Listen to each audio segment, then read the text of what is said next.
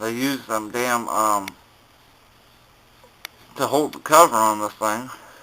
But it had no gasket on it too, so I'm going to fabricate a gasket on it too.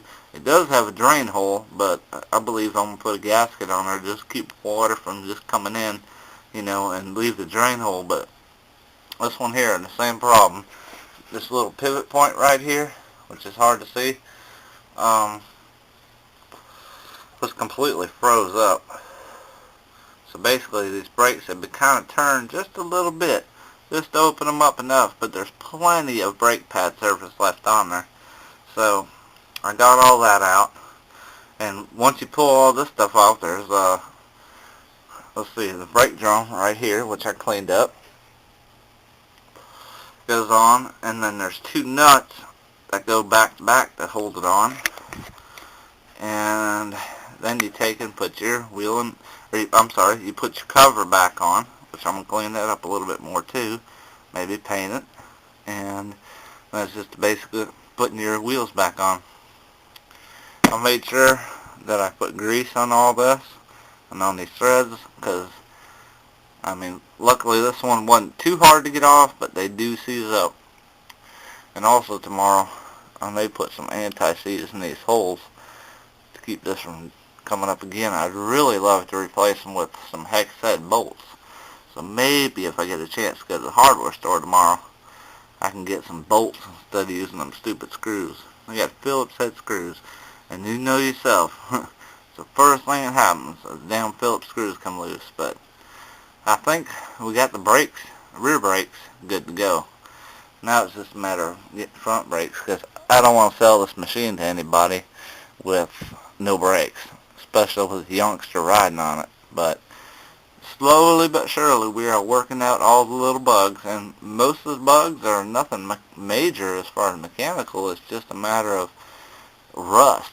A lot of rust had built up in these things, and once it's rusted, you hang it up.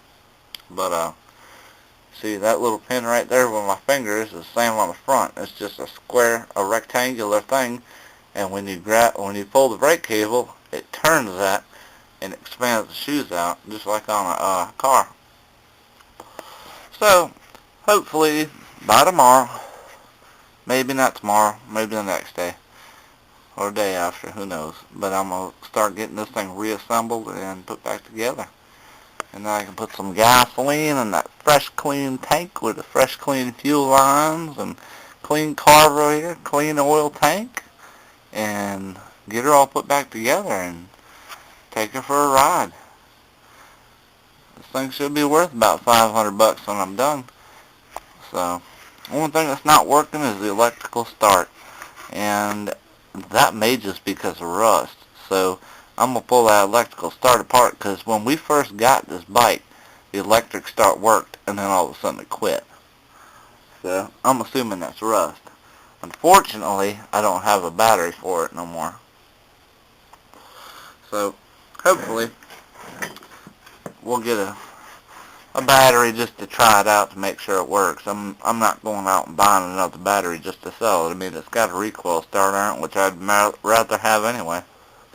And also, I couldn't find bolts to fit in there. So what I did is put some black silicone on top and bottom to completely seal this. And like I said, yeah, it's not 100% sealed, when it's out in the rain, because that doesn't do much.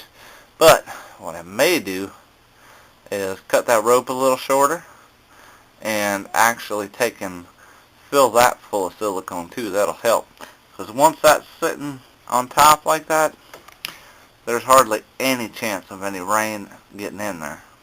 Now maybe when you go through a mud hole, yeah, it's going to get in there, but it has a drain plug on the bottom. So anybody with some common maintenance sense is going to know, hey, I just run this thing through some water, deep enough to cover this assembly, so maybe I'll take and let that water out of there before it rusts up the clutch again.